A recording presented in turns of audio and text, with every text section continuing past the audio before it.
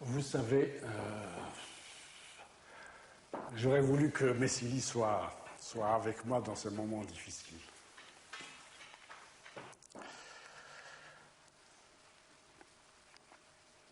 J'ai écrit ce livre, donc, c'est un appel du cœur. Et en même temps, étant un animal politique, c'est aussi un acte politique. Je suis conscient que poser le problème, ça peut m'attirer des ennuis.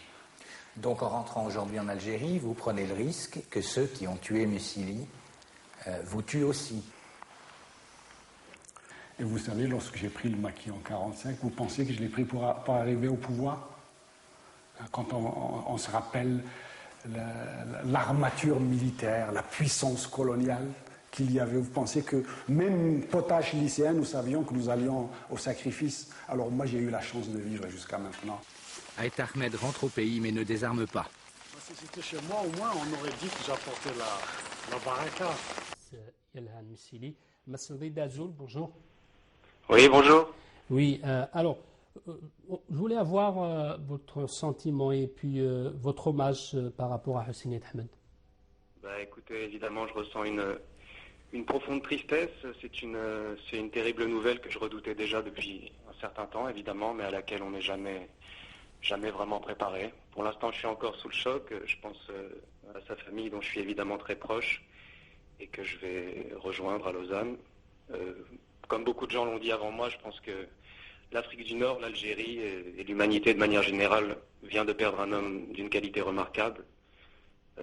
Un homme qui aimait profondément son pays et qui est resté toute sa vie fidèle à ses principes, à ses convictions, qui s'est battu d'abord pour libérer l'Algérie du colonialisme français, puis pour la libérer de l'emprise de ceux qui avaient confisqué l'indépendance.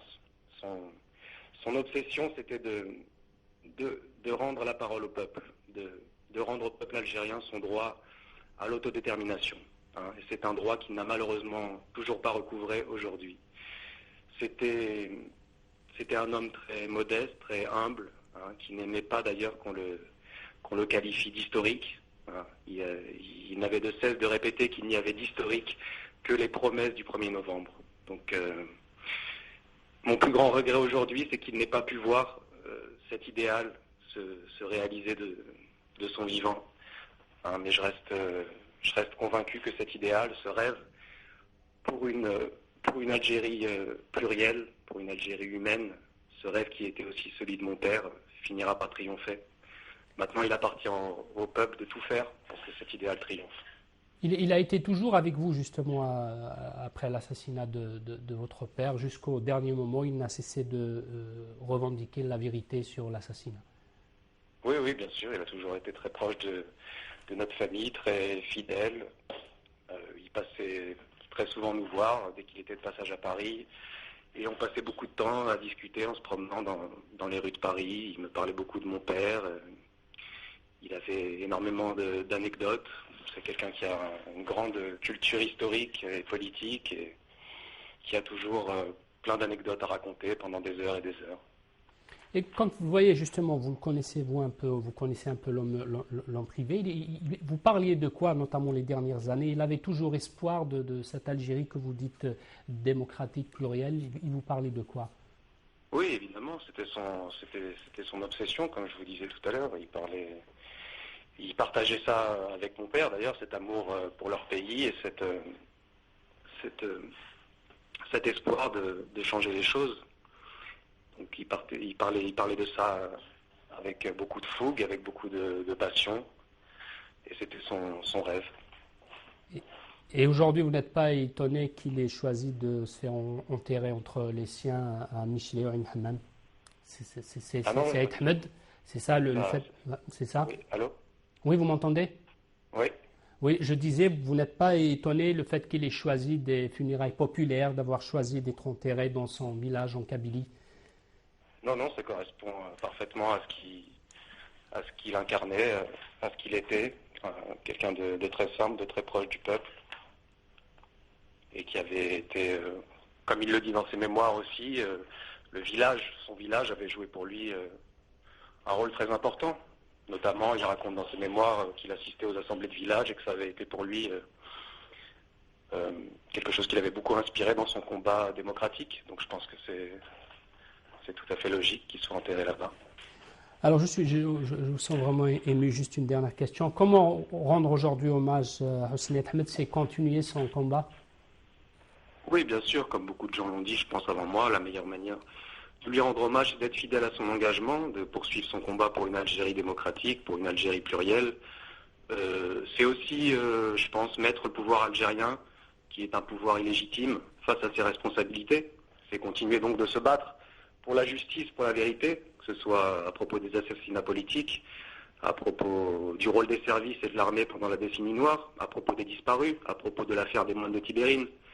Voilà, c'est, je pense, une manière de continuer son combat, de continuer à se battre contre ce régime.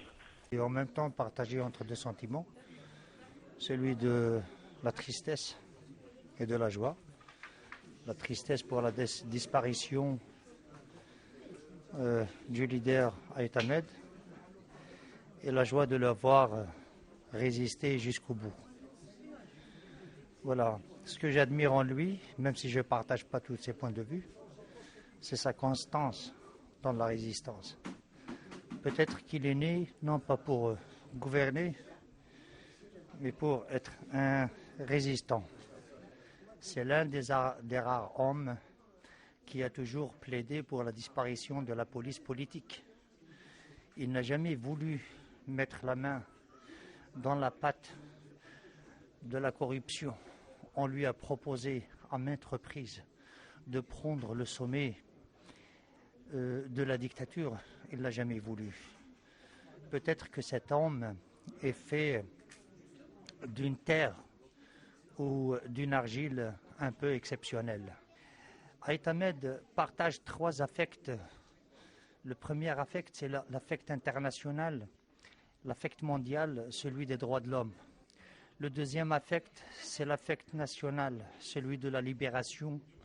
Et le troisième affect, c'est l'affect identitaire, celui qu'on qualifie peut-être de kabyle. Je ne peux rien rajouter à ce que je viens de dire. Je reste ému et je salue sa mémoire.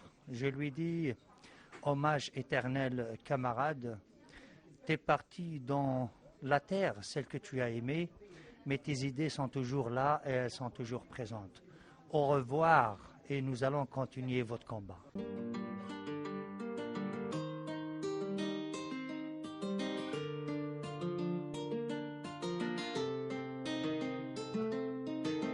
الشفير يبواس نتفسوس اسمي فافا يموت نكذ ولت ما ذكوسو ميثن غان نلا نتساركو غسين يثران دي كنوان نكشم ذي الطرام كل شغل زفاكان يتسوى تصرصا زاث وخام اللين توالني وغالغ ذا قوقام هاي قريدة مقران ميني يتكان مشار مقابل عيني ضران ثورة ضايا نكوني ذيك وجيلن لحكم الجزاير يسوزري ذمان ويدي خدمنا ياكي ذي قرفيوان خورلي ندير قازان شومن مازال غذي قردان أسلي غي سوتك يما يغتينا سلو أمين سلو أي اللي غفت ولي غري غفتل اللي أشرا ونديني أي راوي أكاي كورا سكران وراوي وتسلو أمين وتسلو أي اللي غفت ولي غري غفتل اللي أمشرا ونسفح ما أي راوي أكاي كورا سكران وراوي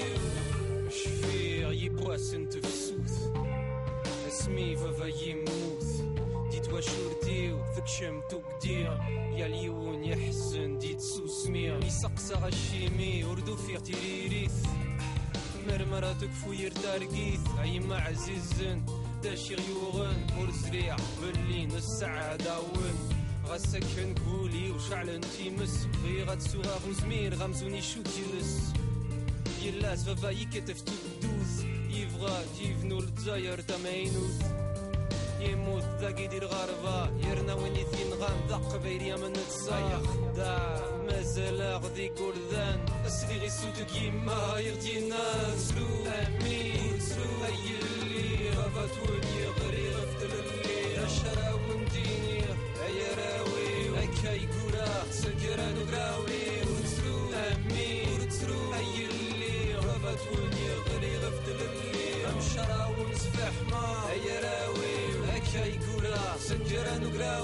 Ne pleure pas mon fils, ne pleure pas ma fille. Aujourd'hui papa est mort pour la liberté.